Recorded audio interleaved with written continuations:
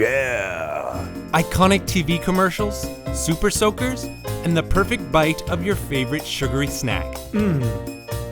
These are just a few things that made being a kid awesome. And here are the untold stories behind why and how they came to be. Oh, yeah! Milk. Good old-fashioned milk. In your cereal, in your coffee, in your glass? Calcium! But the best use for milk? Dunking cookies. I mean, who doesn't love a cookie dipped in milk? But why? Turns out it's because science says so. But before we get into it, let's take a quick look back in time. It's 10,000 BCE. The agricultural revolution occurs, animals are domesticated, and animals are milked. Great. A lot of time goes by. Hey, guess what? It's 1862. Louis Pasteur modernizes milk safety. The term pasteurize is born. Get it? Maybe no, who cares? Moving on. It's 1884. Milk is bottled up. The milkman became a thing, yada yada yada. 1994, got milk ads swept the nation. Everyone's got a milk mustache, great.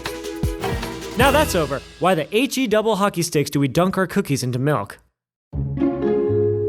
When you dip cookies into milk, you change a number of things about those cookies that completely alters your eating experience. By alters, Matt means... Oh wait, let me introduce you to Matt. Hi, my name is Matt Hardings, and I'm a professor of chemistry, and I teach a class on cooking chemistry here at American University. But back to it. By alters, Matt means when you dip cookies into milk, not only does the texture and flavor change, but the chemical composition does as well, which is what makes scientists go wild. Chemists are fascinated in how taste works and how all of the molecules that you're experiencing when you're eating food, how they all work together and lead to one thought in your brain. But how? There are specific ways to measure food chemistry. Things like an MS nose that tries to break down food aromas into their individual parts. The MS nose is a tool that helps scientists understand how complex molecules come together to make flavor. So what does all this fancy technology tell us when you dunk that cookie? You add a creaminess to your cookie, and that makes your cookie taste completely different. You will dampen some of the flavors that are naturally sharp in a chocolate chip cookie. It will soak up liquids. So we can universally agree dunking chocolate chip cookies into milk is the best thing ever? Speaking to my own experience, I am not a big dipper. Wait, what? I take a bite of my cookie and then have a drink of milk. You just had to be different, didn't you? Still sounds delicious to me. Oh, yeah!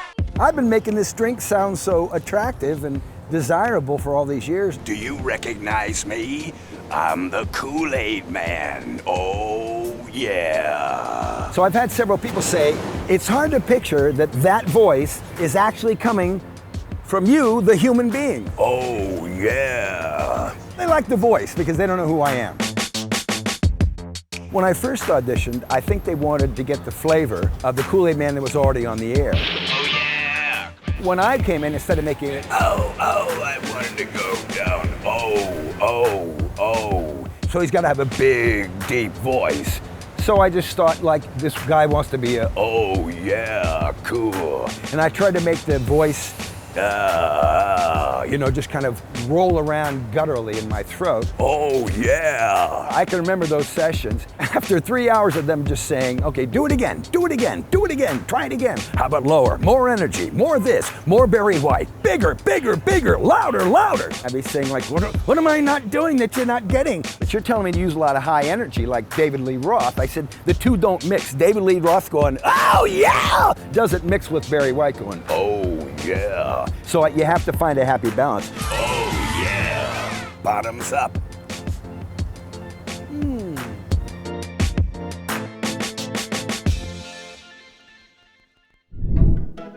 There's this amazing picture of my coworker.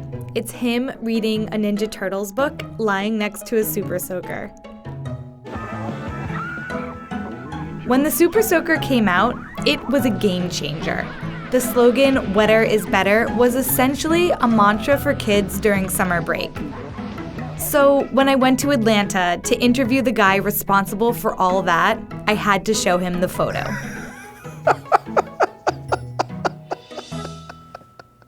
That's funny. Lonnie Johnson invented the Super Soaker back in 1982. But that is not his only invention. Well, I have over 100 patents. Everything from the Nerf gun to a thermoelectric energy converter. He also worked on NASA's Galileo mission to Jupiter and alongside the US military. The first Super Soaker actually I made in my shop in my basement in the evenings when I would come home from work. And at the time I was actually working on the stealth bomber program back when it was highly classified. And I actually couldn't even tell my wife what I was working on during the daytime. It was that top secret. The original name for the Super Soaker was the Drencher. We ran into a challenge regarding the name because another inventor claimed it. So we changed the name to Super Soaker just to avoid having to deal with that. Super Soaker is definitely a way better name. When he started, Lonnie wasn't trying to create a toy for kids. I was working on a new type of heat pump that would use water as a working fluid instead of Freon. And I was experimenting with some nozzles that I machined. And I shot a stream of water across the bathroom, and I thought, geez, maybe I should put this hard science stuff aside and work on something fun like a water gun. It still works. And this brings me back to a previous point. Lonnie Johnson is a super genius scientist. This is his lab. And this is what he's working on now. Yeah, right now I'm working on advanced battery technology. My goal is to develop a battery that will store about 3 times the energy of a lithium-ion battery. In comparison, the Super Soaker might not seem as hard science, but it was still a really, really important invention. It's plastic, it's most likely beige, and it sounds like this. Chances are, if you grew up in the United States, you've played a recorder. It was a non-negotiable part of your elementary school education. And for that, you can thank this guy, Karl Orff, a passionate German composer. Originally, the recorder was handcrafted, wooden, and made for the highest of society. Even Vivaldi and Bach wrote pieces for the recorder. It doesn't rely on a reed or strings, just breath. It's in the flute family. In the 1960s, the recorder started being produced out of plastic, cheap plastic. So how did it become the clumsy, awkward sound we all used to play? That's where Orff comes in. He saw the recorder as an easy way to get kids to start playing music. The logic was simple. The recorder relies on rhythm rather than memorization. If you can sing, you most likely can play it. Orff had the best of intentions to inspire the next generation of musicians. And even though they can sometimes be annoying, our hats are off to you, sir, for changing the course of music education for generations to come.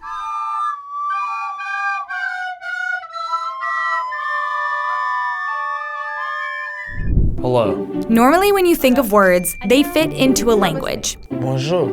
But there's a relatively new class of words that don't quite follow the rules, and it's called wasaigo. John Kelly is a language writer. I spend a lot of my time writing about word origins. He's a linguistics expert, and he knows just about everything about the phenomenon called wasaigo. Wasaigo literally means Japan-made English. It is a language process that takes foreign words, usually English words, and transmogrifies them into something wholly new and novel for Japanese purposes. We see this with a word like karaoke. Everybody knows and everybody loves karaoke, but it joins the Japanese kara, which means empty, and oke, which is a Japanese rendering of orchestra. So a karaoke is an empty orchestra. The most popular example is the word Pokémon. The creator of Pokémon took 2 English words, pocket and monster. He smashed them together and got Pokémon. Or take cosplay, a word that describes people dressing up as fictional characters. Cosplay joins costume and play. And there's anime. Anime is a fairly straightforward rendering of the English animation. Wasaigo is important because language is always changing and reinventing itself. What new words will pop up in the future? Only time will tell.